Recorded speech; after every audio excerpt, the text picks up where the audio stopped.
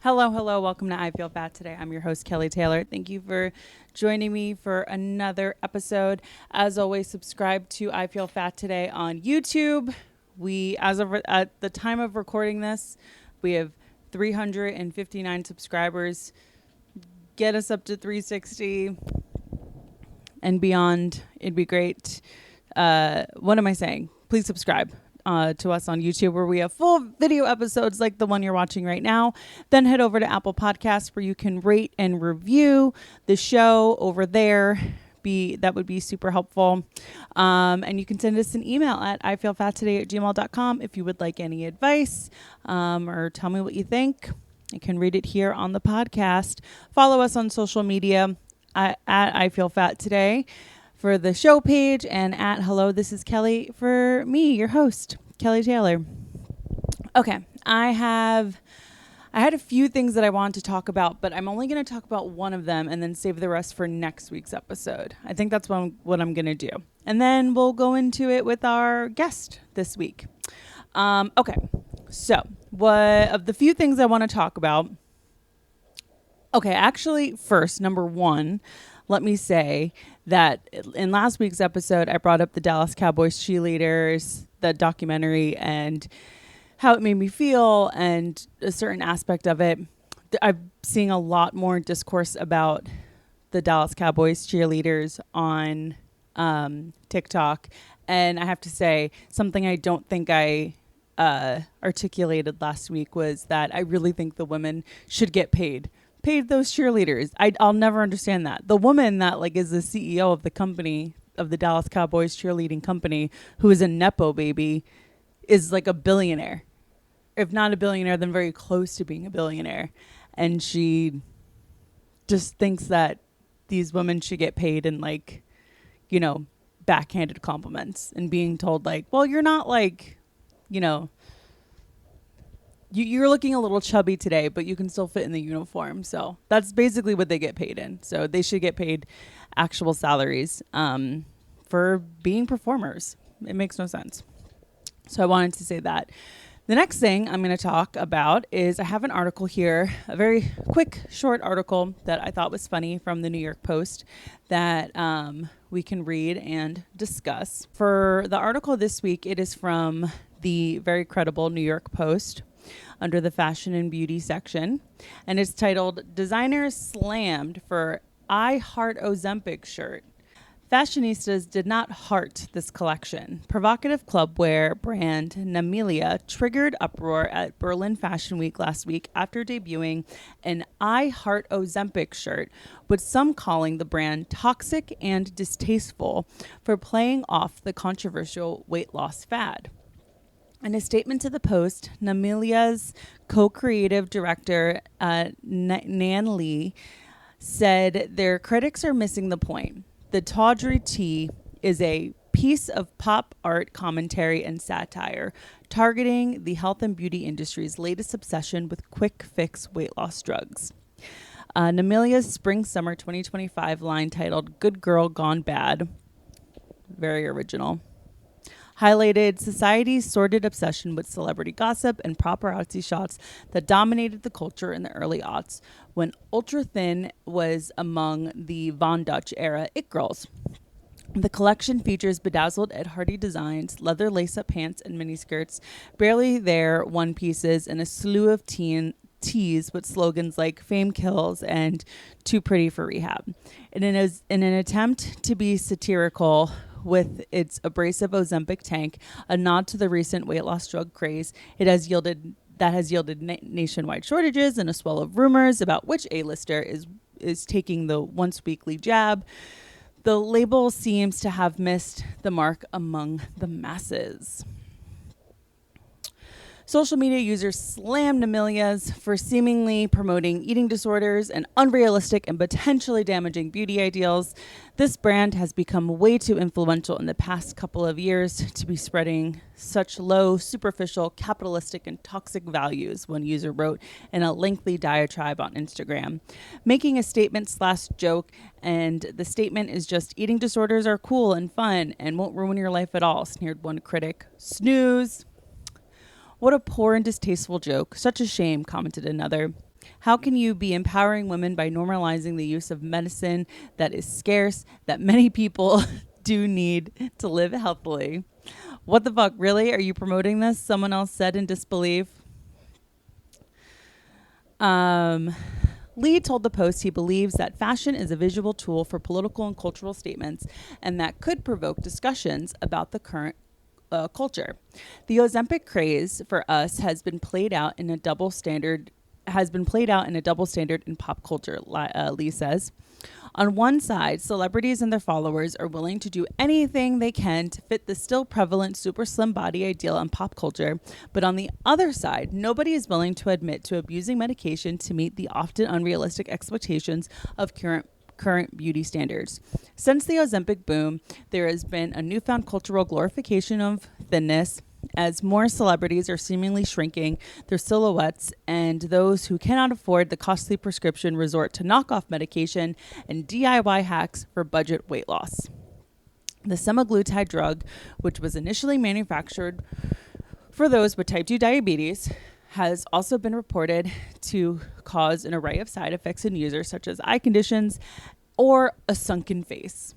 Svelte frames were also in vogue during the heyday of indie sleaze and the Y2K in the 90s and 2000s, to which Namilia's collection pays homage to the Y2K trucker hats, shrunken rhinestone bedazzled baby tees, and pink leopard print fabric. Trashy tramp stamps and belly button piercings are making a comeback, while Brat Summer, inspired by Charlie XCX's club album Brat, is defined as a pack of cigs, a Bic lighter, and a strappy white top with no bra. Is gaining viral popularity among Gen Z and self-proclaimed brats. Namilia asks why pop culture pushes us to our breaking points for recognition, attention, and some kind of belonging. Why does society desperately categorize us into stereotypes, only to be disappointed when we fail to fully live up to those impossible standards? The brand wrote on Instagram. Why do we love to watch others fail? Okay, so that was a little article on the New York Post about an I Heart Ozempic tank top at Berlin Fashion Week. First thing I'll say is I know I butchered the name of the brand and the name of the designer, so apologies for that. And what I have to say about this is if people are getting upset about a tank top that says I Heart Ozempic, they're not paying attention to what else is happening in the world, number one. And number two, I think that based on the sound and look, because there's photos here of the fashion show, it fit perfectly into the collection. And I think also speaks to how thinness never actually went out. Like the article said that with the rise of Ozempic, there's more of a focus and adoration for thinness, and it's like that never went away. Like, yeah, Lizzo had a few good songs for some time there during the pandemic, and maybe we all forgot that we have to be skinny because of lockdown in 2020, but by 2022 we were back in full swing and thinness was back. So I'm not understanding this whole like, oh, Ozempic is making us think that thinness is important. It's like, no, thinness has always been important. It has never gone out of style. And now it's just that because of Ozempic, people that were already thin are able to get thinner. Now, my only critique for this fashion show is that instead of having an I Heart Ozempic tank top come out on a really skinny model, they should have had a very much plus size model, like someone that you don't really see, someone that you don't see on Fashion Week runways should have come out in a plus size version of the outfit from the designer with the tank top that says I Heart Ozempic. I am more than willing to audition for that role next time. That I think would have been the cherry on top of this fashion show. Everybody relax. I don't know what people on TikTok are going to say about that. They probably wouldn't agree with this sentiment, but What are we even talking about? Why is this something people get upset about? It's a tank top. I want to buy it. I think I want to buy it. But they probably don't make it in my size. And that's the real issue. I have some other stuff I want to talk about, but I think I'm going to wait for next week. It maybe will not be as culturally relevant, but we'll wait. We'll wait. Okay. Anything else I want to say about this? No. Just that brand that I mispronounced should send me that shirt. Okay. We'll just keep pushing along. All right. I have a guest this week, and we had a really great conversation. We have a lot in common, which was fun to realize. She is a stand-up comedian. Please welcome Sara Shipley. It has been my mission. Are we recording? Yeah, we're on. Okay. We're okay. on. It has been my mission to get him to allow me to pick him up. Oh yeah. And because he's an old man, I think he's 13. Oh, and that's like mine. He's never been a pickup cat. And I just want to smother him. So we've been doing tricks, and the last trick after he's gotten some treats is me picking him up. So he will tolerate it for a certain amount of seconds, and then he's like, bitch, give me my treat. I can't believe your cat can do tricks. He can do sit, and he can get up on his back legs. Oh my God. It's up, and then he'll do the grand finale is a twirl, a sit, and then up. Wow, that's impressive. And for cheese, if I get the cheese out, he'll just spin, sit, and do it. Because he's like, I really want the cheese. I love that. It makes me laugh every time. We do it every day. It makes me laugh every single day. Oh my God, that's so funny. But then I got to thinking, I like to think, and this is probably a joke I will try on stage at some point. If I were a man, I'd like to think that I'd be good to women, but I'm fucking grooming this cat to allow me to manhandle it. Yeah. I just want you to be able to touch you. I want to touch you the way I want to touch you. You're just trying to touch a 13-year-old. It's so fucked up, but it makes me so happy. Oh my God, I love it. Well, welcome to the show. Thank you so much for coming over, Sara. Hey. So where are you from? I am originally from the Western New York area. I've had to stop saying upstate because people don't know, but Rochester area, just outside of Rochester. Okay, awesome. How long have you been in the city? October will be 2 years. Oh wow. Oh, okay. How are you liking it? I like it. This is not a place I would be if I wasn't doing comedy. So it's not. Again, I'm a homebody. Yeah. I don't love the hang or the grind of know. So. But I mean, I don't know.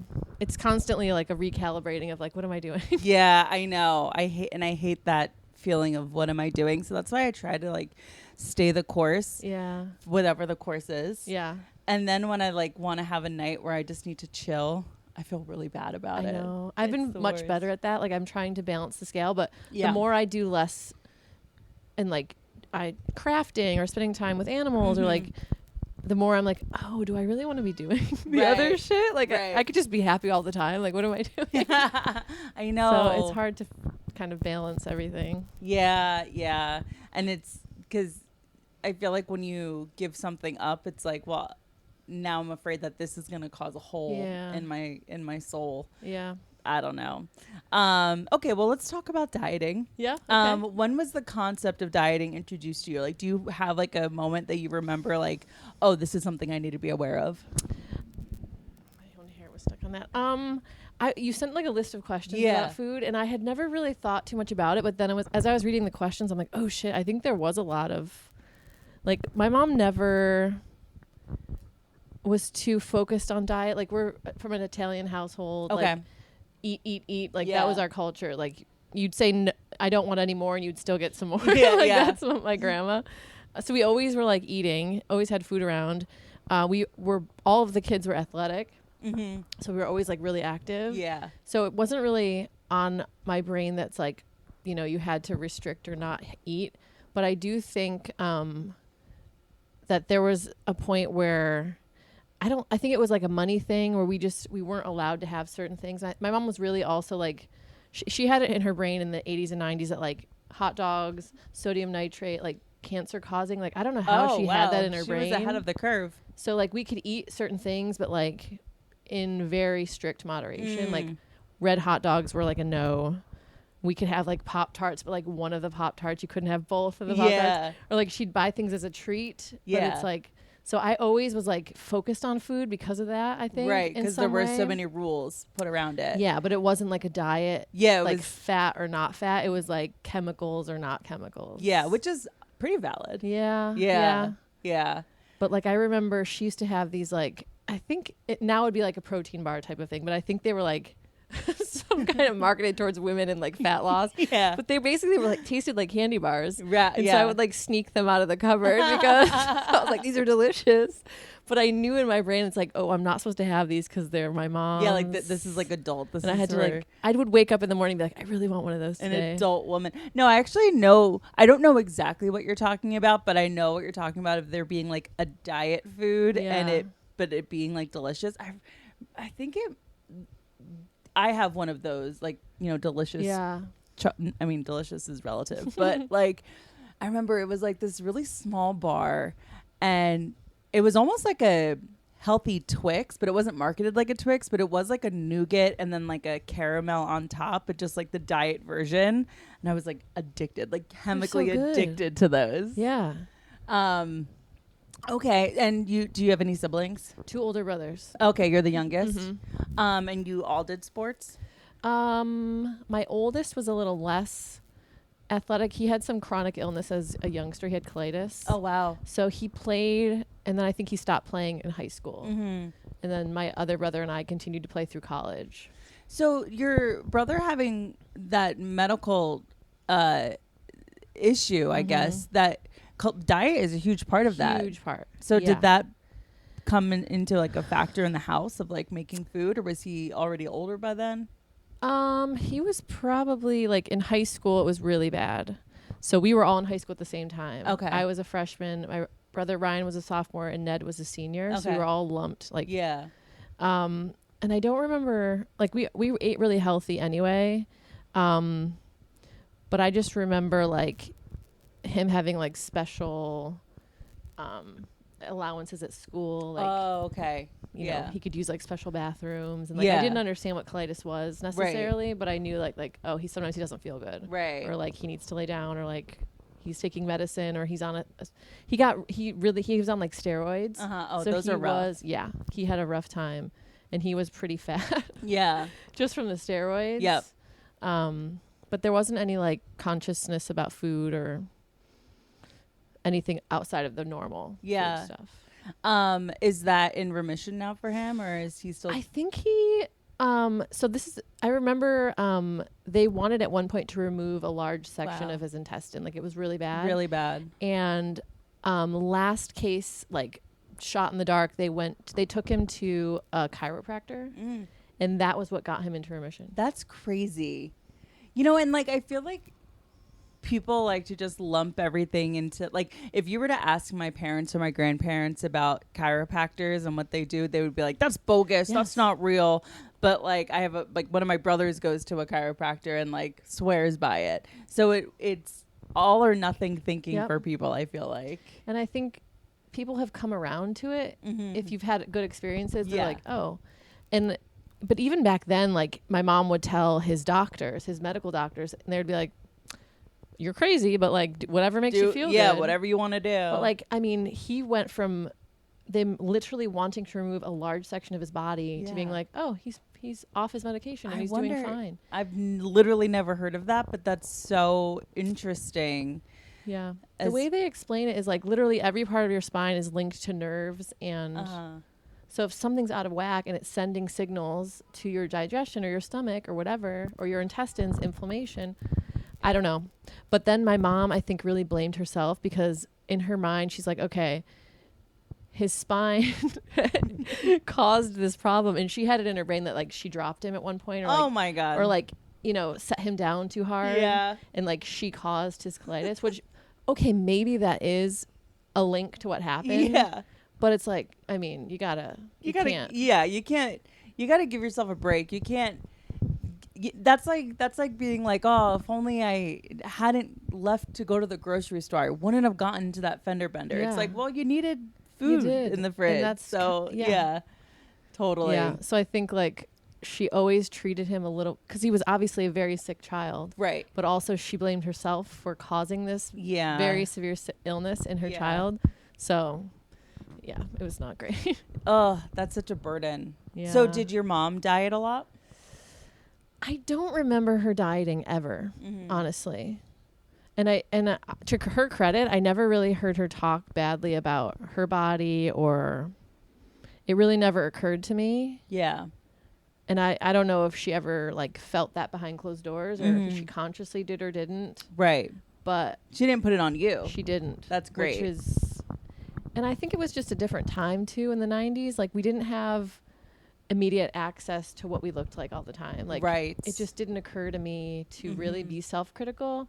We didn't have cameras on our phones. We didn't have a cell phone. We didn't, if you took a photo of yourself, we may get it developed like 6 months later. Yeah, no, absolutely. Oh, that dress did not look great. But it's like you wouldn't, it's already, you're so beyond past it. You wouldn't think twice about it. Yeah, and the whole idea of getting photos developed later, it's like there is something that happens to me where let's say we do a show, right? And there's like someone there taking photos, or just someone boomerangs you, whatever. And I get off stage and I look at that photo. I like avert my eyes. Like I immediately hate it. Yep. But then if I were to wait 6 months and go back and look at that photo, for some reason the photo is just not as bad as I remember it. No. And I totally think that this is something that, since like access to cameras and like seeing photos right away is relatively new, we're so much more critical of ourselves only in that, like,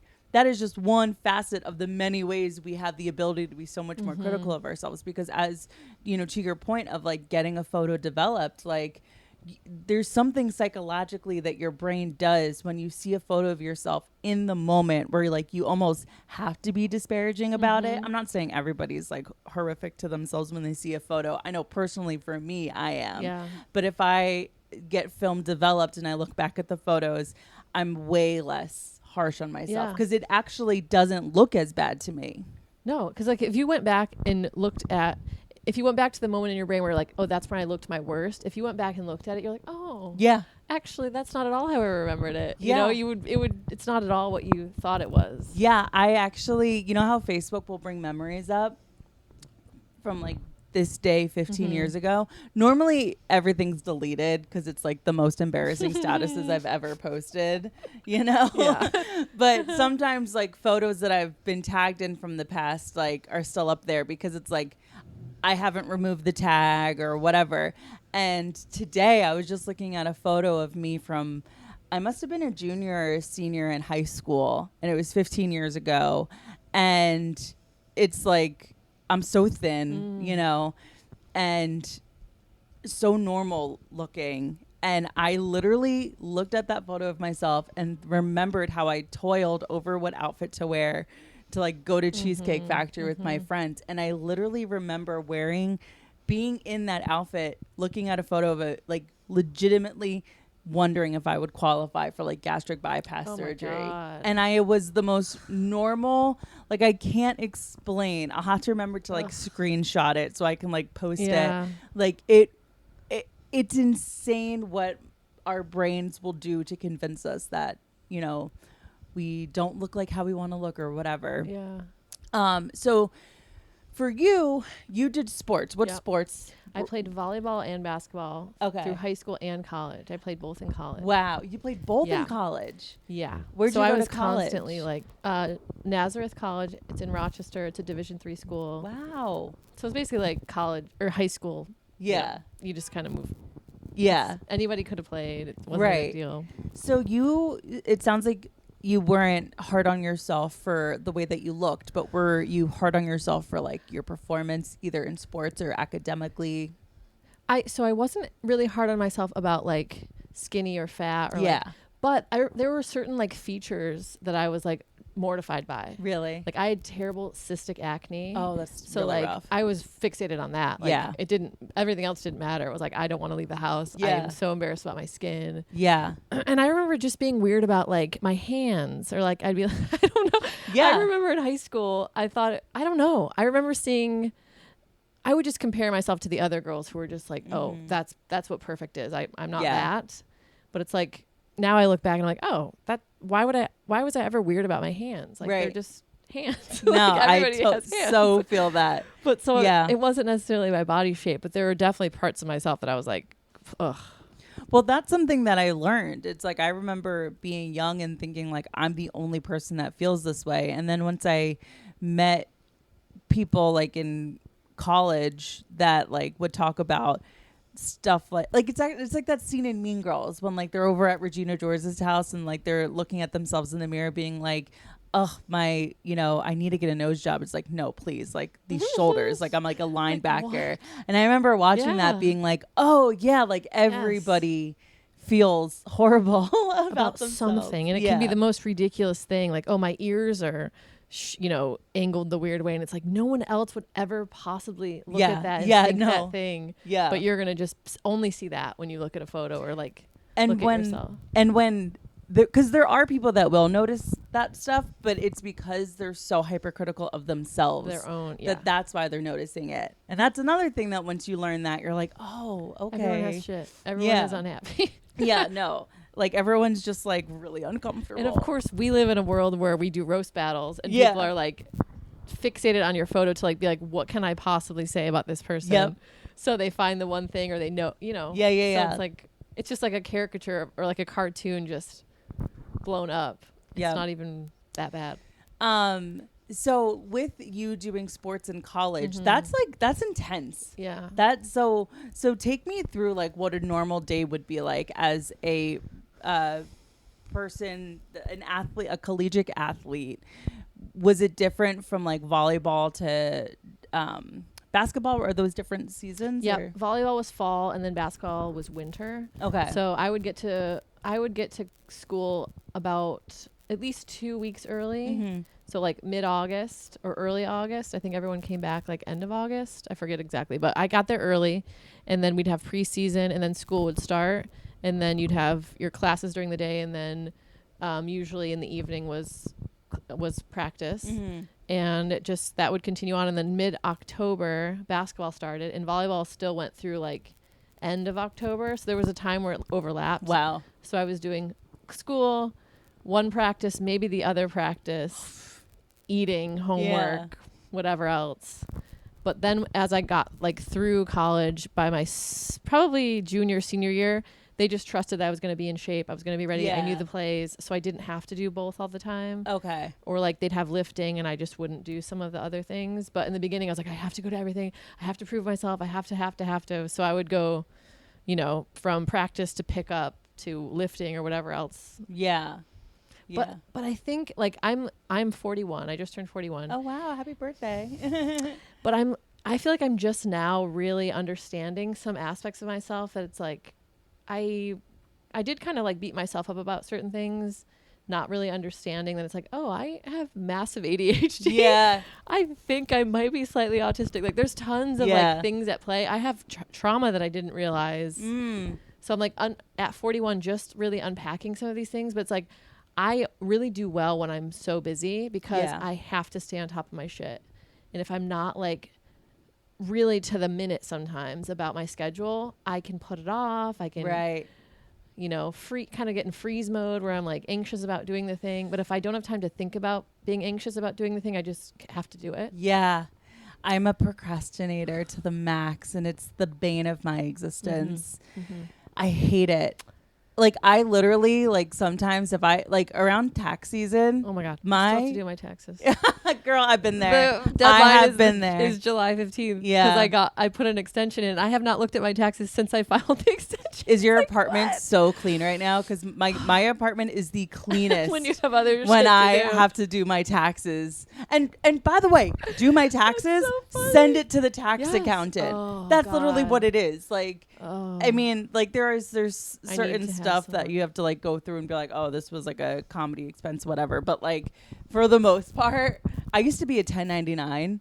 So I'm repeating myself if listeners of the podcast already know this, but I literally would put my head in the sand, and I went like a few years like I'm just grateful for COVID. I think COVID kind of wiped the books as far as like, like tax indiscretions, because it helped me get caught up.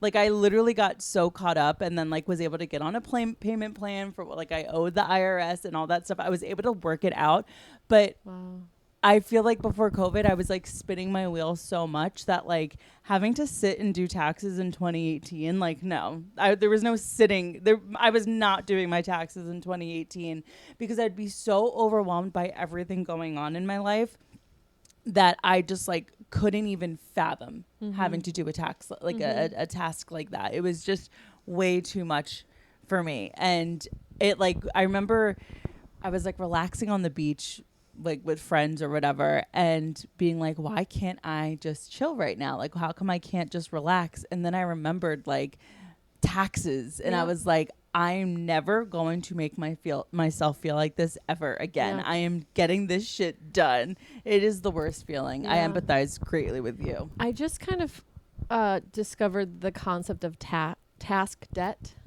Are you familiar? No. So it's like if you have to do your taxes, like that's a looming thing that you have to do. For me, there are 6 other things I need to do before I can actually sit down and do them. I need to gather the receipts. I need to maybe input shit into my TurboTax or like scan the receipts or whatever. So I've got like 6 other things that I haven't done that I need to do in order to do the one thing that needs to get done.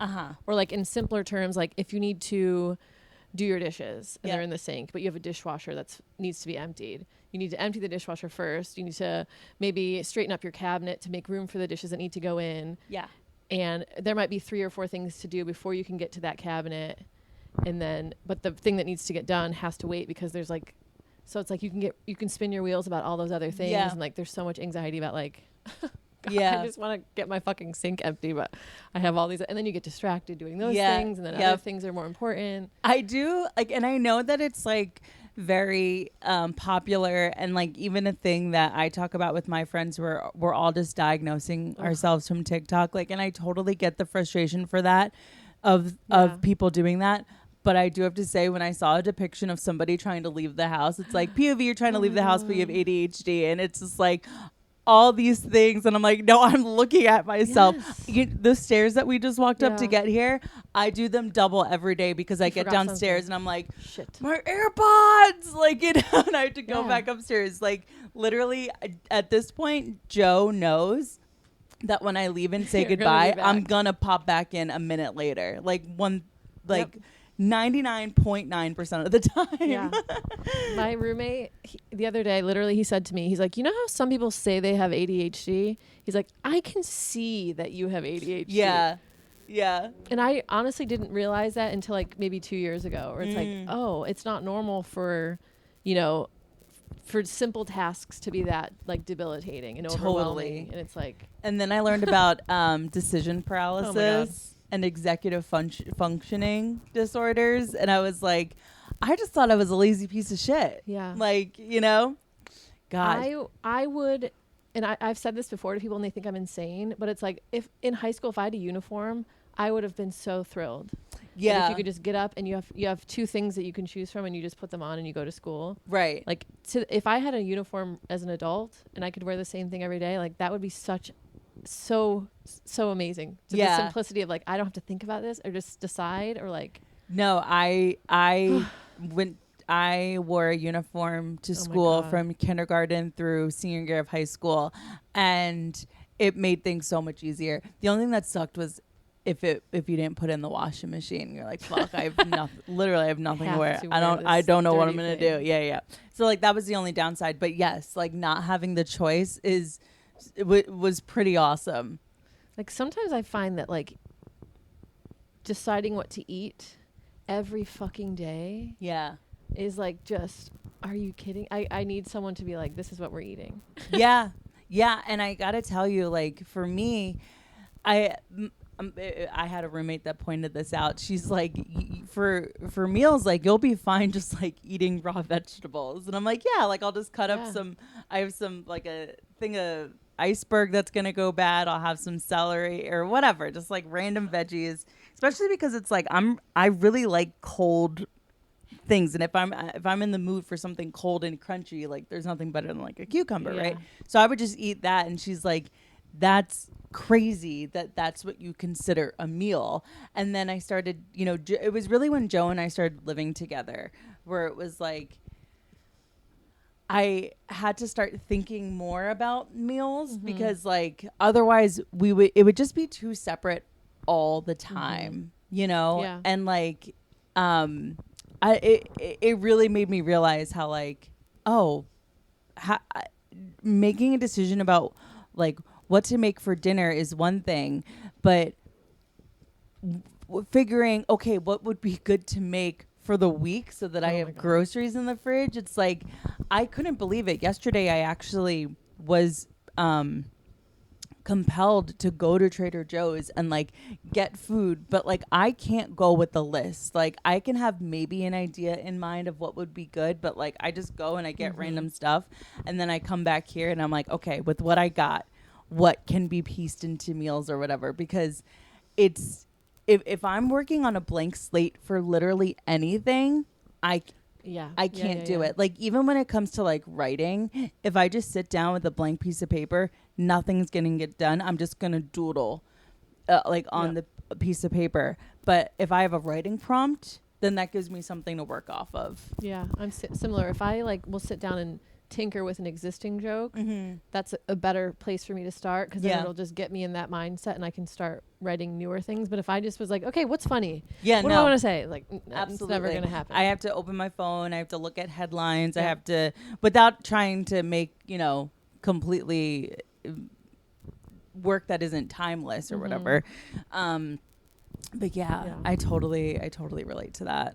Are you medicated? It's so funny you ask. So today Scott called me at like probably 1. I was still in bed. And I was kind of like spiraling about a bunch of things I have been putting off for literal years. I had to make a dentist appointment. Yep. I needed to get a mammogram appointment. And there was a few other little things like through apartment. I had to call the guy to come snake our drain. Yeah. And it's like all these things were literally, I felt just paralyzed. And I've been saying this for a while. I had a medication for ADHD called Strattera, but it's also like antidepressant. And I've been saying it for a while. Like, I really think I need to start taking it again.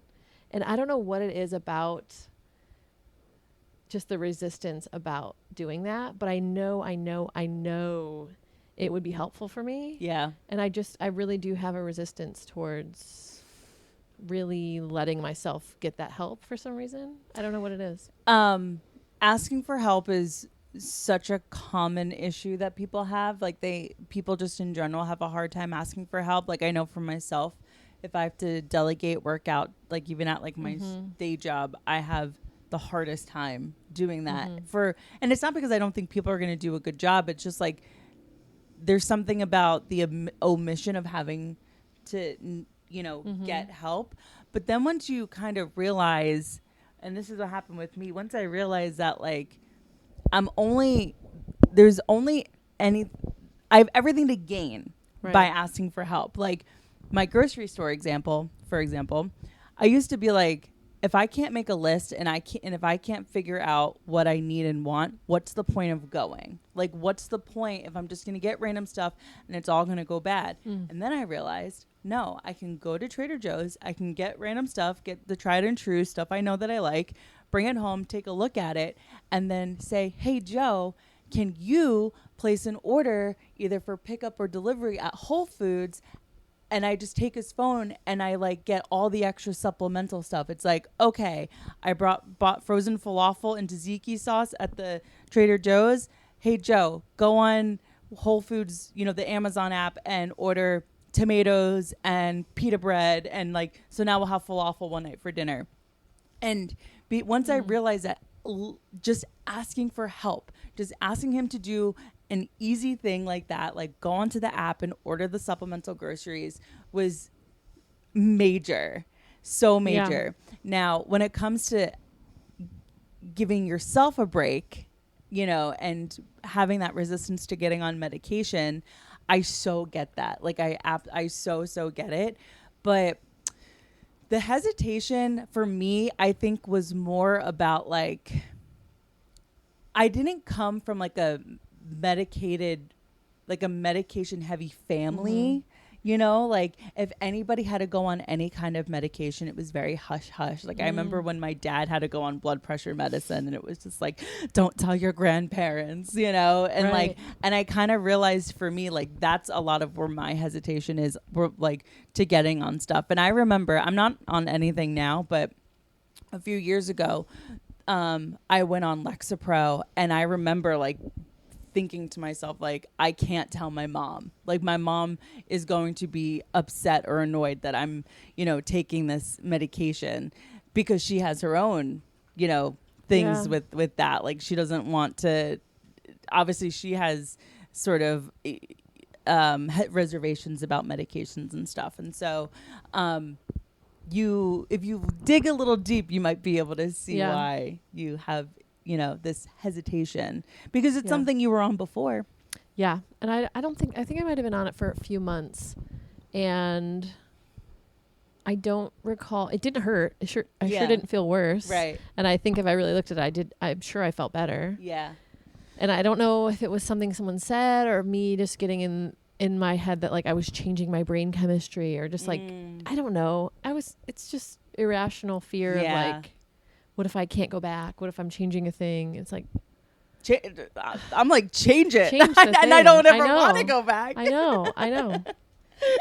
You know what it was for me with Lexapro? I had like wanted to get off. I was just feeling like, I'm like, I think it's time. I've been on it for like 4 or 5 years. Like, I wonder what it would be like to get off. And then I don't know if there was a supply chain issue or what was happening, but there'd be instances where the pharmacy wouldn't have it, and this is Lexapro. It's not it's not Adderall. Like it's it's very easy to get. An issue with like the pharmacy didn't have it one time, and then the next month my insurance wasn't covering it, and I was like, I'm not paying like the pre-insurance price for this. And so I ended up kind of getting off of it just like organically, but not in the way that you're supposed to, because you're supposed to taper. I just didn't, because like I'm like, I didn't have access to it. But the whole point of me bringing that up is to say, like, for me, if I'm on a medication that's working, but anything clerical or admin gets in the way, it's like, well, I guess that's no longer something that I do now. Yeah, 100%. Literally part of the reason why I opted to get an IUD for birth control was because I'm like, I fucking hate, I know it's not every month that you have to go to the pharmacy to get your birth control pills, but like sometimes they'll send you a 3-month supply, but then in 3 months I'm going to have to go to the fucking pharmacy, and I don't want to go. So hard. Even like making the quick phone call. Yes. It's too much. It's just sometimes those little things feel like so heavy. Yeah. And I think there has to be something about like, if you really dig to the bottom, there has to be like a worthiness. Yeah. Of some sort. Like, I'm not worth one little phone call. Like my health and safety isn't worth one little phone call. Like there's got to be something in there. I know for myself, it's got to be that. I know for me too, worthiness is like the root of my inability to better myself. I've had so many shitty jobs where I was working way too many hours, getting paid way too little, not getting things like health insurance benefits, and I still was spinning my wheels there and wouldn't ask for more. And another layered task is applying for a new job. Well, if I'm going to apply for a new job, I have to spruce up my resume. Well, if I have to spruce up my resume, I have to, the task debt, literally, that's literally what you were saying before. And it's just like, without us saying it or acknowledging it, we're saying subconsciously to ourselves, I'm not worth all of that. Yeah, I can't. It's crazy. Easier to stay in this comfortable discomfort than to like do all that and maybe not even get a better thing. Yeah. It's like, okay. Because there's something about survival. And this is like, I like therapy. I'm a therapy person. And I feel like some people may be resistant to therapy because they're like, well, I don't want to drudge up stuff from my childhood. I don't want you to tell me that my parents were bad. And it's like, no, that's not it. But the root of all of my issues trace back to my childhood. Yeah. Yeah. I do have that too, because like we didn't come from a therapy household. I constantly heard my mom tell my dad that he needed therapy, and he'd be like, I don't. Like, yeah, totally. There was totally something there about like no. I didn't know anybody who did therapy, so it's like, oh, I must be insane if I need therapy. Yeah. But it's like everybody should have therapy. I know it, because it's like, don't you want to feel better? Like, that's my whole thing, is I just want to feel better. I want to stop beating myself up, because the uncomfortable discomfort that you brought up is like, I don't know. You know, the whole thing about online bed rotting? Yeah. Have you seen that? And you're good at it? You're good at bed rotting? I'm great at it. I don't really, I don't allow myself to do it, but I do it. Yeah. I think I also recently think that I've started to uncover, like, I think I stay up way too late. Same. It might be 3 a.m. and I'm like, I'm not doing anything. I'm just being awake. Same. But I think it's an ADHD trait where it's like at night there's nothing else I have to do. There's no distraction. I can relax. Yeah. I don't have to be anything. I can't make an appointment right now. There's nobody I can call. There's nothing. I can't work on a thing because everyone else is asleep. So I like that quiet and like calm of the 2 a.m., 3 a.m. But of course, I need a lot of sleep. So I'm in bed till 11 or noon. But then I beat myself up for that because it's like, what a lazy piece of shit. But it's like, if you do the math, like I'm only in bed for 8 hours. Right. But it's just a different schedule. And then I have to get up and like rush to do all these things. And I have only a short window of daytime. Right. And then I can get anxious about like, there's not enough time to do all the things so it's just like this continuous cycle. And the anxiety will just provoke to stay in bed more. Well, like what you were saying of like, I have to call the plumber, I have to call the doctor, I have to do all this stuff that I'm literally years behind on. And it's the worst feeling. Ugh. Yeah. I relate to that so hard. So bed rot, I feel like I do it every day, even though I'm not really doing it every day. Well, it sounds like you're sleeping. That's not bed rot. Yes. So bed rot is like when you stay in bed like all day. Yeah, I feel like I could do that easily. I have to force myself not to do that. And I don't think I don't think bed rotting is a bad thing, but I do think it's interesting that it's become a term that is just sort of like how do I say this without trying to sound too like philosophical, but like bed rotting is something that everybody's heard the term. At least anybody under the age of 45 has heard the term. And they know what it is and they do it. But it's like, if I am bed rotting and I post a cute little TikTok about it, it's like, does that make it okay? You know, because now it's like, I've acknowledged that I'm bed rotting, but it feels like a bad thing that is just being kind of like manufactured into being like this cute thing that we all do, you know? Yeah. I don't know. Do you think it's more of like a woman term? Do you think men? Yeah. Okay. This is interesting because like I've lived with a few men that either I was dating or not dating. I have a roommate right now who is just a platonic roommate. And on the weekends, he'll sleep a ton. And it's just like for him, it's like, I'm catching up. Like there's no guilt involved in that. He's like, I work really hard all week. I burn both ends of the candle. He's a comic and he gets to work at like 7 a.m. So some nights he's in bed at 1. He has to be up by 6. Like he's just catching up on sleep. Right. But he would never like guilt himself into being like, oh, I stayed in bed all day today. What a piece of shit. He's like, no, that felt amazing. It was so great to like just let myself. He doesn't have that. Yeah. I think I truly think it's a man versus woman mentality. Like if I'm not going, I'm a piece of shit. But if men are like, I literally let myself sleep because I needed sleep. Like there's not that same association with that. No, I think like my dad would sit on the couch all weekend. He would couch rot. Yeah. But my mom would she would never do that. Never. She would. There was too much to do. Right. But so I think these women are like guilting themselves into just literally relaxing sometimes. Yeah. Or like taking a relaxing damn break. has to have like a cute word for it so that we do it. Yeah. Oh man. I know. I hate feeling bad for relaxing. It's hard to do. It's a terrible feeling. I used to do the thing where I would think about, I did this in school a lot, where it's like I have, let's say, a paper that's due. and I have 5 days to do it, and it's like Sunday night, and maybe the paper's due on Friday, and I'm just trying to sit on a Sunday and relax. But I told myself that I was going to do some studying on Sunday, and then I heard something. It was on television, because I remember being younger when I heard it, like maybe in my 20s, that was like, if you just let yourself go and just resign yourself to the fact that you are not studying tonight, you can just enjoy the time off, and you're actually getting the time off, and you just have to trust yourself that now that you still have 4 more days to complete the task that needs to get done, you're not doing it on Sunday, you're just relaxing, then you probably will go into the next 4 days getting it done, which once I realized that like that is something I can do, it really helped a lot. But I am the world's biggest procrastinator.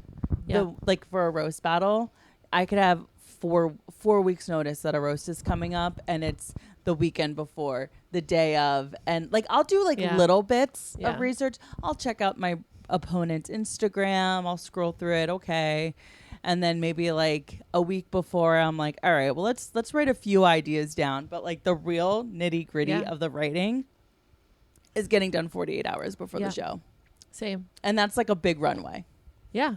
You know, I've always needed like, and I think that's where sports and the busy schedule helped. Yeah. Because I couldn't, there's no room to do that. Yeah. But I really do well with a deadline. Yeah. I need to have like a hard stop, or else it's just going to go forever. Yeah. Yeah. I mean, pressure makes a diamond. Mm-hmm. It's a common sentiment, but oh man. So, do you think when it comes to like realizing that you maybe or like are someone with ADHD, do you think that plays into like how you eat? Like, are you somebody that's consistent with eating?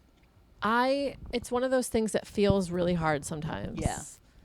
And I've been eating a lot of the same foods over and over. Like I have fixation meals and same like fixation groceries. I'll go to the store and it's like, if I just get the same things, it makes my life a lot easier. And if I just make the same things, but then it becomes really like a task now. Eating is a task because I don't necessarily want to eat the things that I'm eating, but it's just the easiest things. Yeah.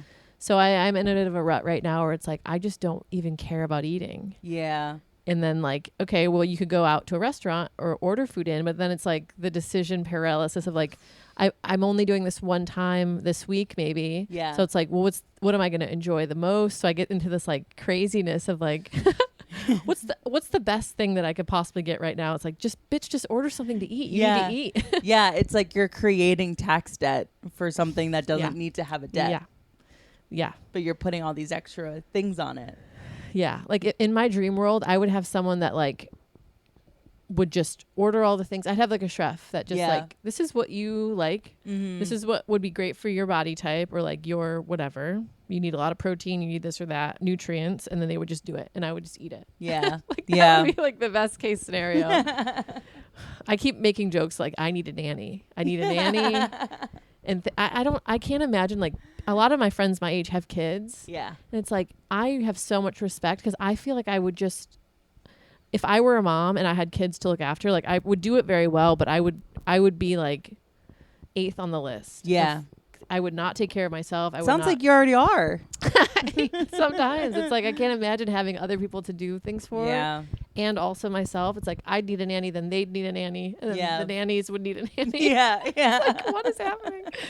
I have a lot of respect for people who can like handle it all and like have the kids and take care of themselves and like prioritize their needs. It's like, so with the rigidness of like being an athlete, like what that gave you in your schedule of having like something to do constantly, like your day being mapped out, you graduate college, what happens next? I remember feeling very lost because I went to grad school a little bit later. I think I was like 26 or 27 when I went to grad school, but I didn't have like a real solid idea of like what I thought I wanted to do. It was just like an opportunity arose. Someone basically was like, summarized the things that I had said I liked. And they're like, I think you would like student affairs. I'm like, okay. Yeah.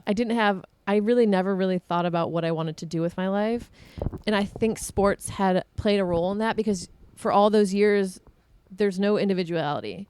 you show up, you wear the uniform, you participate in the team thing, you do what's good for the group. And it's like, I'm the youngest child. So like you're constantly like, no one's asking you what you want to do. No one's asking you how you feel. It's like you do it, the group, you don't stand out. So it's like after that, I was like, I don't even know anything about myself. I don't know what I like. I don't know what I'm doing. So I ended up coaching for several years because it's like, that's what I'm good at. People offered me this position. And so it's like, that makes sense. I can do that. I already know I'm good at it. Yeah. So I just did a lot of that where it's like doors open and I just walked through it. Right. But it's like, I had no idea what I wanted to do. I still feel like, yeah. I feel like comedy was the first thing that I found that was like, oh, I actually really enjoy this. It's not, something that my brothers did or my teammates did. It's like, I actually enjoy this for myself. You came into it on your own. Yeah. Yeah. Totally. It's crazy to think that way, but. Well, I mean, especially when you may have had some kind of like neurodivergency at play, it kind of makes sense why you would just kind of try to fall in line in a way just to continually get by. So where were you living before New York City? So I was back in Western New York then. But so I have to kind of like go way back. I've been married before. I've been divorced. Oh, wow. Okay. Which I sometimes forget about. And then, I have these conversations. I'm like, oh yeah, that's a big part of my story. Yeah. So, after college, I worked at a university coaching basketball. My, like office mate, we shared an office that was smaller than this. So we were constantly like on top of each other. Her husband was very close friends with my husband. Okay. So I met my ex-husband through them. Okay. And we did not live in the same city. So like when you know someone who's very close with another group of people, like you get to know each other very quickly and like Absolutely. there's a trust there. So we got engaged very fast, had a long engagement, but we never lived in the same city. So we got married and then I moved to Minnesota. Okay. Started grad school. And he was the one that was like, oh, I think you might like student affairs because you like all these other things. Yeah. And I had studied K-12 art in undergrad. And I didn't want to be in the K-12 setting. Right. And they're like, well, you like all these things. I think you might like it in the college setting. Right.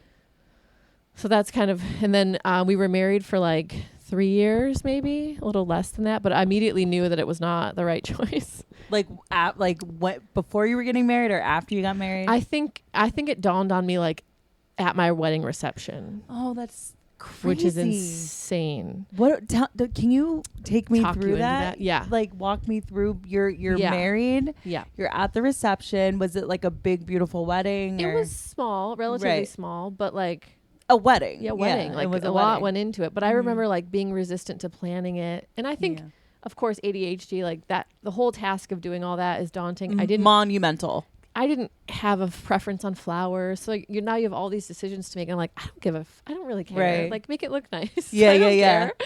And it's like all this money that I had no concept of like what these things cost and like negotiating and doing all these adult things at 26. Yeah.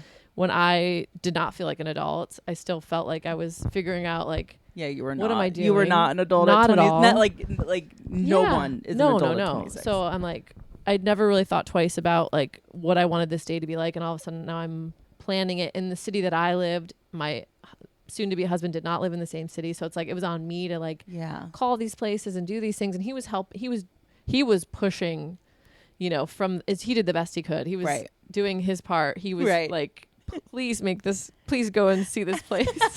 So he was doing all the work, but I had to actually facilitate because I was in that city. Yeah, of course. But I think, so I picked a man who was excellent on paper, terrific human being, wonderful family, very easygoing because my family was such a mess. Like my parents were so chaotic where it's like that's not what I want. I don't want that. I know that I don't want that. So I picked the thing that wasn't that. Right. And I think once we got married and I realized, like I made the logical choice here. I thought this was the right decision, but I felt it in my gut the minute that I saw him like walking around talking to our guests. And I was like, I don't want to do that. Wow. And I'm like, that is an insane thing to do. You're just married and you don't want to walk around with your husband to say hello to everyone. And it's like, okay, I think that's why. Yeah. I didn't want to be part of that. So after the reception, you did you have moments of like, I don't know what I was thinking in that moment. Like, I think I do want this. Were you trying to convince yourself? Yeah. I'm trying to gaslight myself the whole time to be like, what is wrong with you? Like, what a lovely man you have. What a patient, kind, beautiful person that wanted to marry you. Wonderful family. I was really good friends with his sister. Like, I was just so grateful to have this welcoming, awesome family. And then, like, as time went on, like, I was very clear with him. I think we got married and I moved to Minnesota and cried for like months. Yeah. And I would go in waves where it's like, what is going on? What is happening? Like, okay, you missed your friends. That's what's happening. Right. Oh, you're away from your family for the first time. That's what's happening. And I tried to like, oh, you don't have a job. You don't have things set up yet. You haven't started school, which is, you know, you don't have a purpose here. Like, that's why you're sad. So I tried to like fill that sadness with like all these explanations when it's like, you just don't, you picked a thing that is not right what you should be doing. Right. And so you, after 3 years, got out of that. And then that's how you came back over to the East Coast? Yep. Okay. And that's the thing. Like, I was somehow very upfront with him right away to be like, I don't think this is was not the right choice. Like, and he was very sweet and kind to be like, okay, let's try to make this better. Like, what can we do? And eventually we went to therapy together. And the therapist was like, I think you should come back alone. Yeah, to me. just you. And, you know, I went for several sessions. We talked about like childhood mom stuff. She gave me like, and at that point it's like, there's nothing to fix here. Like, there was nothing wrong. And that's like the hardest part about having like a massive breakup like that of a marriage, where it's like, he didn't do anything wrong. He did everything right. It was just not the right thing for me to be. You can't like create this loving relationship when I don't even know who I am. I have no, you know, idea of what I'm looking for in someone else. I don't even know myself enough to pick a partner. It's like, he did nothing wrong. There was nothing to fix in therapy. Right. It was all just me trying to force this perfect looking thing onto a situation that it just didn't fit. Yeah, I see people get married young, and I wonder, like, did you go through the therapy? Like, did you do the healing that is needed? Because again, like with therapy and healing being stigmatized, it's like, I don't have problems. I don't need to fix myself. Meanwhile, you're like... Honestly, I didn't realize a lot of the trauma that I had until I started comedy. Really? Because it's like I had a fine childhood. We had everything we needed. We had family. We did sports. We did all the things that we could possibly want to do. We had food on our table. We had money to do things. It's like, what am I complaining about? But it's like, oh, I had just shoved all the other shit. Yeah. Back. I just didn't remember any of it. Right. Because and that is part of where when you have childhood trauma, which I think everyone does, but whatever. When you have childhood trauma, the coping mechanisms like that because I remember staying up late a lot as a kid. And I think it was because I was like maybe trying to like hear if there was like an argument happening, or like I was finally alone and I felt safe. So like, and I had all the same things. Parents still together, like great family, really close with my grandparents. Like we all ate dinner together at the table every night. Like, but there was still all this extra stuff happening that like seems pretty normal, because it seems like everybody's talking about. Yeah. They dealt with some weird shit when they were kids. Okay. And so, am I correct in assuming that you and Scott Hall are still dating? Okay. Scott Hall, former guest of the show. And it's funny, now you're dating somebody that has some sordid childhood stuff. And it's so insane because he understands me. Yeah. And I understand him in a way that I don't think someone who didn't have some fucked up stuff happen to them would understand. Like, this is the only way I can really explain it. It's like he gentle parents me. Oh, okay. He really does. He makes me feel okay when I'm like spiraling, where it's like I've been in other relationships where I didn't even give them an opportunity to help me or you know, make me feel okay about it, because I just didn't feel safe enough to let them. And it was not about them. It was entirely about me letting them into that. And how you felt and seeing your safety. It. Because, you know, they didn't have any of that. They had a beautiful family, or they, you know, didn't have, of course they had their own things and trauma or whatever, but like I just felt like I couldn't explain to them, like, Right. this is why I am doing these things. And this is, you know, Yeah. I would just try to make it fine. And I would suffer on my own. I didn't need to let them know that I was suffering. But Scott is someone that, like, he just allows me to be whatever I need to be. And he's very sweet and very, like, patient about it. That's amazing. It's really, I've never been with someone that makes me feel like safe to be like a little bit messy. Yeah, you know? totally. Yeah. It's like when you're dating somebody that kind of isn't able, like they have the ability to not feel like you're attacking them for your chaoticness or whatever package that comes in. That's interesting that you feel like he gentle parents you. I love that. It sounds 100%. like that's, yeah. I was talking about something with a coworker and she goes, "Oh my God, he's so good for you. He's literally gentle parenting you." And I'm like, he really is. You know, if I feel chaotic or crazy or scattered, it's never like, get your shit together. Like, yeah. Well, I mean, if you were to, you know, tell him that, you know, you're waking up later on in the day and you still haven't called the plumber or whatever, like, what good is it going to do to have a boyfriend that screams at you about that? Like, you don't need that. I don't think I've ever been with anyone who would scream at me, but like, they just necessarily wouldn't understand why that's so hard to do. Like, what's hard about making that phone call? Yeah. But he's like, you're doing it. You got a lot going on. Like, it's okay. That's so nice. And like that phone, I did all those things today. I made 2 doctor's appointments that I've literally put off for 2 years. Wow. I called the guy to snake our drain. I did one other thing. It's like, because he made me feel like I could do it. Like, it's fine. You can do it. Do it tomorrow if you want to. Like, you know, giving yourself a break. Yeah. Literally. It's like, resign yourself that you may not get something done today. So it's like, just enjoy it. And it's like, oh, well, once I realize that, like, the option to not do it is there, now I might do it, you know? Yeah. Wow. He's constantly reminding me, like, we do a weird thing. Like, we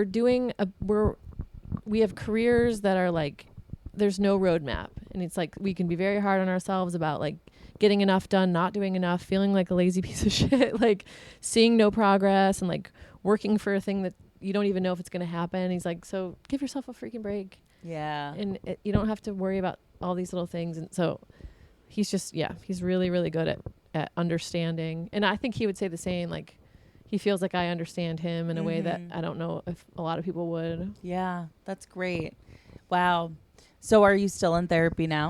No. Yeah. And I think another appointment to call. Honestly, that's really the fear of it. I don't think, and I think it's the fear of not being understood. Because it is like dating. It is like dating. You got to find the right match. You got to figure out, you know, and it's possible. You can do it. It's just, I feel anxious about like going through that process. Yeah.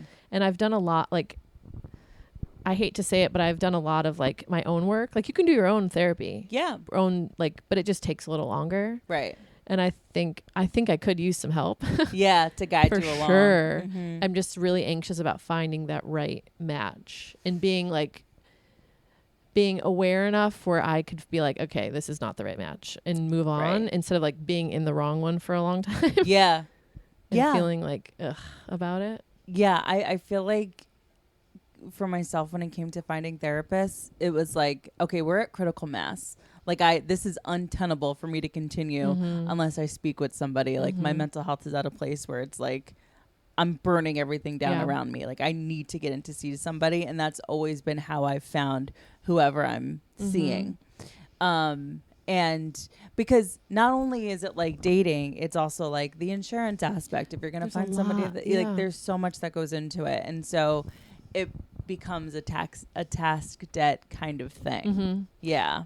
That's that. Honestly, if cost was not a problem, like, I just made a dentist appointment, but in my brain, I'm like, my teeth hurt. Like, of course I've got cavities probably, and I probably need a root canal, and maybe they have to pull my teeth out. Like, how much is that going to cost? Like, in my brain, I've already made all these assumptions about like, oh, this is going to be a huge cost. Yeah. Even though I have insurance. So it's like, I have this unresolved anxiety of like, can I afford this? And I've probably put this off, not even because it was a phone call, but because like I have this fear of like, can I afford this like basic care totally that I need? So I'm putting off a lot of things. Probably a lot of the reason is for cost. So it's like, can I afford this thing? Am am I going to get to a place where I'm relying on therapy and then I can't afford it? And like, what am I going to do then? Yeah. So it's like, it's just easier to like, okay, maybe I can just manage for as long as I can alone. Yeah. It's not rational. Yeah. To some extent, but it's like that's where it's coming from, I think, is really the cost of. Yeah, absolutely. I so relate to that. Just the fear of the cost of it being something like the idea. And it's always so much more expensive in your mind than what the actual cost is. Yeah. And even when the actual cost is something that is like, oh, wow, I wasn't expecting that and I can't afford it because I didn't realize I was going to need a root canal or whatever. There's payment plans. Yeah. There's ways that they help. It's fine. They get it. You know, the dentist office isn't going to tell you that you're a piece of garbage because you don't have $3,500 in your bank account to pay for whatever the procedure is. Like, you can get on a payment plan. Literally, I'm speaking from real life events because I did that too. Yeah. I put off going to the dentist for years, literal years. And in some of those years that I was putting off the dentist, I had dental insurance. So I could have been going in for cleanings every 6 months, but I wasn't allowing myself to because I was afraid that if I went and they found something, then I would have to pay for the thing that they found and they wouldn't let me ignore it, and and it snowballed and it went into this greater, bigger thing that it didn't have to be. And I feel so much better now that I finally went to the dentist. I feel like so much fixed in my life because I went to the dentist and I got it sorted and I was able to go through it. And like, even that is a bit of like a privileged thing to say because it's like, okay, fine, I went on the payment plan. I can afford the payment plan, you know, which there are people that can't do that. But for myself, I made it this whole thing that it didn't have to be. And you know what's funny? So I went to the dentist. So I'm like, everybody needs to go to the dentist. So I'm telling Joe, like, go to the fucking dentist. Because also I can see he needs it, you know, whatever. So he finally goes. He gets a cleaning. He's like, no cavities, no nothing. I'm like, you bitch. I needed 2 root canals. I think that's kind of where I'm at. Yeah, but you will feel so much better once it's over. So much better. I know because I've woken up every day at some point in my day for the last 2 years, I think, to be like, just why aren't you doing this? Why aren't you doing this? What are you doing? What are you doing? So it's like I have this lingering like anxiety. Yeah. Do you get like I get these like surges of just like, okay, I'm doing it. Do you just get like I think that's what today was. It's like we've been putting this off. It's like, if you don't do it now, you're never going to do this. And it's like you're punishing yourself for what? Yeah. So it's like today, just sit down and do it. And I had other things that it's an anxiety, like ADHD trait where it's like I constantly get distracted. So I'll like, so for instance, today, and I've done this a few times where I sat down to figure out, okay, who can I go to with my insurance? And I would go to the insurance, find a doctor. Yeah. And then I couldn't, like, I remember I put in mammogram and like, it doesn't find anything. So like, okay, I don't know how do I even find someone to give me a mammogram? Like, how does this work? So it's like, I can get so bogged down by these little things. So today I'm like, just call the number on your card. And there was like an automated thing about the dentist. They sent me a link that dentists in my area that were covered. I'm like, okay. So I just sent a request. Lady called me right back. Wow. And I'm like, thank God you called me, because if I had to wait 3 days to get a phone call back and I missed the phone call, and then all of a sudden it's like, now you're back at square one. You have to start this thing all over again. And then I call again to be like, okay, I am struggling. I don't know how to find a person to give me a mammogram. Can you help me? And she's like, oh, you have to search radiology. And I'm like, okay, good to know. I didn't know that. Yeah. And it feels like there should be an answer key on the website for that. Maybe if you type in mammogram, it'll just filter you to radiology. Right. So yeah, but it's like, it's easy to get, you have to do all these different things to just make the appointment. Yeah. Where I've been distracted before of being like, okay, I don't know who's in my coverage area. Who can I go to? Blah, blah, blah. But today I'm like, just do it. Just do not. And then a few things came up where I'm like, oh, I have to post this thing for Instagram for my stupid comedy show. It's like, no. This is more important. Do not do this. Because I allow myself to get distracted by the low hanging fruit. Yes. Because you can feel good about like, I can accomplish that. So let me do it. And at least I'll feel good about getting something done. Yeah. Or like, oh, I need to empty the dishwasher. Let me do that because I can like check it off and like feel like I did something. But if you do that all day, every day, then you're really not getting you're anything never getting done. anything of substance done. So Yeah. I'm like, a few times throughout the day today, I was in the middle of these bigger tasks and I was like, ooh, let me text this person back or let me go do this or that thing. And I'm like, I resisted today, which I'm like, thank God. Yeah. And I think truly, if I were on medication, it'd be easier to like do that without all the effort that it takes otherwise, where it's like I'm not constantly having these little like distractions pop up. Yeah. But yeah, today was just like, okay, you've been putting this off, like you have the time today, and I think there's also part of me that's like, and I think this was part of the pandemic where I tried to make a few doctor's appointments during the pandemic and there was such a shortage of like in-person appointments where it was like, okay, you can have an appointment in 6 months. And I'm like, I can't plan 6 months ahead. Right. I don't know. That appointment's going to get rescheduled. Yes. And I'm like, the anxiety of like, I don't know what I'm going to be. Am I going to even be living here in 6 months? Like, but I have an appointment Monday and Thursday of next week. Wow. Look at you. What the fuck was I waiting all this time You did for? that. It's going to get taken care of within a week. And I'm like, I'm so grateful. I feel such a relief even having have something on the calendar. I feel like such a weight lifted. But and then once the weight is lifted, you're sitting here asking yourself, what the hell took me so long to do that? Yeah. 2 years worth of anxiety to just do 2 hours worth of annoying. Yeah, totally. Are you a bad texter? Are you bad at getting back to people? No. But I allow those to be distractions. Like I'll get back to you right away. Yeah. As like a thing that I can get done. Right. Because if I don't get back to you right away, I might forget and then it becomes several days. So I try to get back to people right away, but that gives me anxiety because I'm probably putting off doing something else that needs to get done to get back to you so I don't leave you waiting. Totally. I'm opposite. Yeah. I have to have my phone. My phone is never not on some form of do not disturb. Like from 9 to 5 is work is in work mode. I need to do that. 9 to 5 is work mode. And then 11:30 to 7:30 is sleep mode. Now, I'm not sleeping during that time because I'm up at 3 a.m. and I'm like peeling my eyes open at 8:45 to get to sit at my desk, at 9. And I need to have it so that like people know like you sent this text, but like she's not going to get it right away. And I am so grateful for those features because I same thing I do with my work email. If something comes in and it's going to require a lot of my brain energy, I need to leave it as unread so that I know I have to get back to it because my kryptonite is clicking on an email and maybe not like I get distracted. So I don't answer them back or I make a mental note of, okay, like ask this person about that and then get back to them. And at the end of the day, I'm like, oh, my inbox is 0. That means I got everything done. And it's like, no. And then all of a sudden I'll be like chilling and I'm like, fuck, I forgot to get back to that person, Ugh. Yeah, I don't work a normal job anymore, but when I first moved here, I was working a sales job from home. High anxiety, high like numbers. Yeah, KPIs. Quotas, etc. And I would get up and I would go right to my desk and I would be in anxiety mode all day long. All day.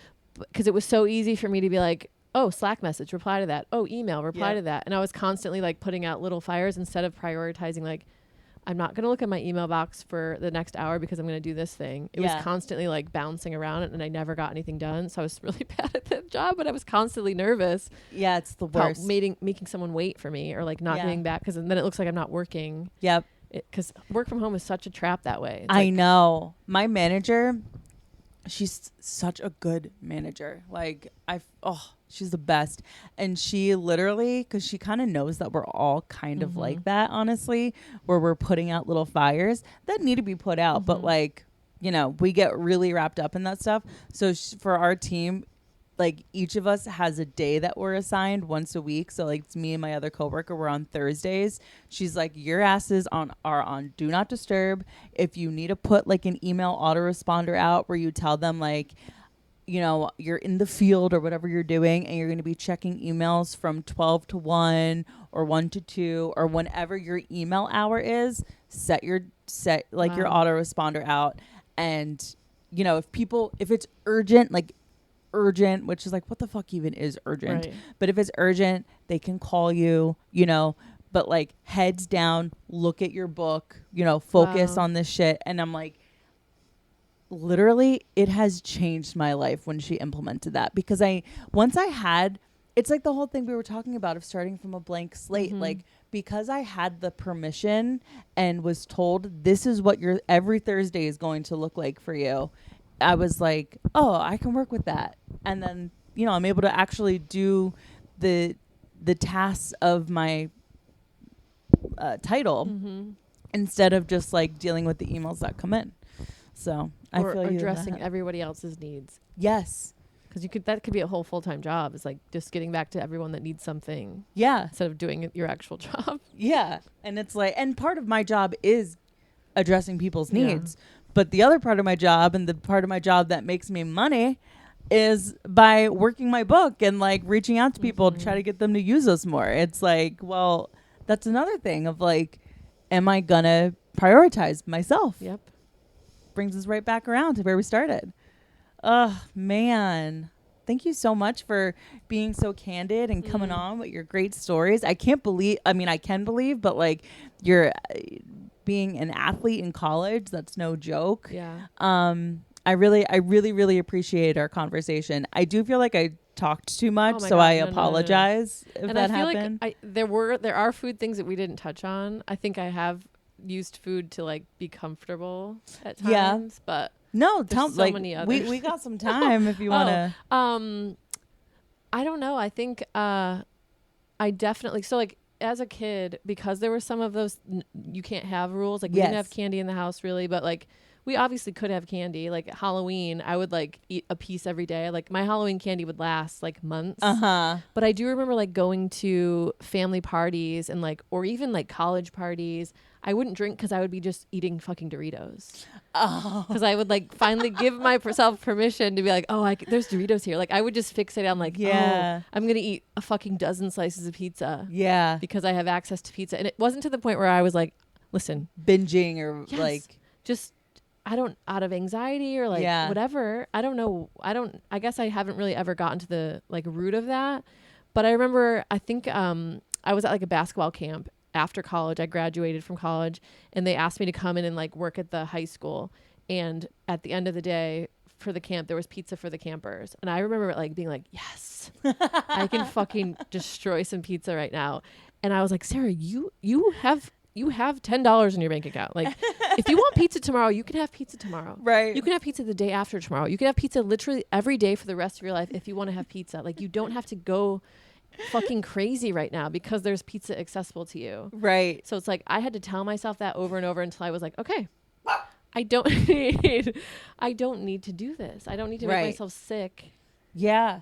But you were able to tell yourself that you don't need to do this. Yeah. Because that is such a hard thing to come to terms with, to realize that like it's when you have a propensity to take the things that are there, like Doritos at a party or like pizza at an event, it's so hard to stop yourself when you have this sort of like scarcity mindset around it. I think that's exactly what it was. Yeah. Because I would go to like family parties as well. And like, I remember making myself sick on like M&Ms. Right. And like, if you're an adult watching this kid go crazy on M&Ms, it's kind of funny and it was cute.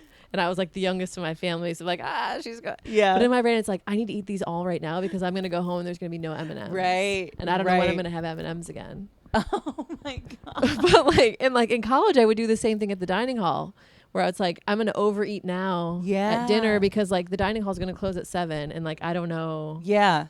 I probably don't have much in my room or I'm not going to eat. And I'm probably going to stay up all night and like whatever. Right. So it's like finally I could tell myself like if I'm hungry after 7, I can go and get a sandwich. Yeah, there's places to get food. I have a car. I can go to Wegmans. Yeah. I can go wherever I need to go. I'm not going to starve. Yeah. But like there was some survival instinct in my brain that was like, I'm going to just eat as much as I can right now because like, I don't know what it's going to look like. But it's like, we don't need to do that. We're not like cavemen. Like we have access.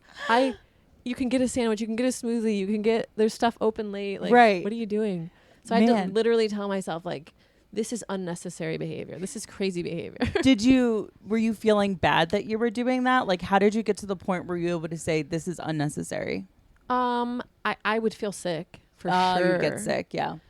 I would just be like, I just could tell, like, it was not, I was like fixated on it. Yeah. And like, I had to stop, like, I couldn't buy ice cream or chips because I would like wake up in the morning and be like, yes. And I would like have a scoop of ice cream to start the day, or like I would buy chips and like within a day I've eaten the whole bag of chips. Right. Because it's like, I couldn't not just eat them all. Interesting. Where I would like, it was like a joke in my friend group where it's like, I remember being in the dining hall and like, and it became like a joke. Like I was the clown. So it's like, so I would lean into that too, where it's like, oh, I'm going to eat all this because it's funny to do. Yeah. But like, I remember. Fun bit. Yeah. It's a crazy bit. Like, oh, look at her. She's going to eat it. Dare her to eat it. She'll eat it. It's like, I will fucking eat it. But it's like, it's not healthy. There's something going on there. Right. But like in our dining hall, they would take the leftovers from the day before and just put it in a casserole dish and put cheese over it and like heat it up. And I would constantly be eating that. And I'm like, what am I doing? Like I was like, I was punishing myself by eating the trash food. Yeah. But then my friends thought it was funny, so I would keep doing it. And I remember like, now that I'm talking about it, I remember there were times where I would like have to pour water on my food to stop yourself. Yeah. To be like, I don't need to eat all this. I don't even like it. What am I doing? Wow. But it like got a laugh. Yeah. I'm gonna fucking eat this garbage food. You should have gone on like Fear Factor. Oh my God. You're like, it's here. I have to eat it. I'm gonna do it. When will I ever have pig intestines again? I just had a flashback. I remember being at a meal for our sports team. So we'd like, you know, for volleyball, you would go away for tournaments and you'd be gone for the weekend. So you'd obviously eat all your meals with the team. And my freshman year, I don't know what I was doing, but we were at a restaurant and I was, you know, there's a comic and I think it's Louis C.K. where he's like, the meal's not over when I'm finished. It's over when I hate myself. Like that. I did that every meal. Right. Where it's like, now they would laugh about it. And it's like, I told my coach once that it was, I saw eating as like a sport. Right. Like, you're not going to beat me. I'm going to finish this. I'm going to win this meal. And I would just eat as much as I could. Just clearing everybody's plates. But it wasn't alarming to anyone because I was thin. Right. It wasn't like it was showing on you. No, I wasn't like throwing up. I wasn't like, so it's like, oh, that's just not harmful behavior. Like, it's funny. Yeah. But I was masking. I was obviously filling a void of like some emotional need that wasn't being met. Right. Family was fucked up. Like, no one knew anything that I came from a bad place or like my family was fucked up. Do you think you even knew? You said you didn't. I really didn't know. Yeah, I never looked at that behavior to be like, oh, there's something else going on here. You just took it out on the spaghetti dinner. I had no idea. So obviously, if I didn't know, and if people thought there was something going on, they would never have said anything. Right. I looked fine. Right. Seemed happy. I was a clown. Like I was always seemed happy. Jovial. But yeah. Oh God. Yeah. Oh man. I mean, it makes sense using food to mask an insecurity or an emotion, but you don't even know that you're masking. And oh man. Well, thank you for sharing that. I think that was very, it was very of the podcast to have that kind of experience. So thank you so much.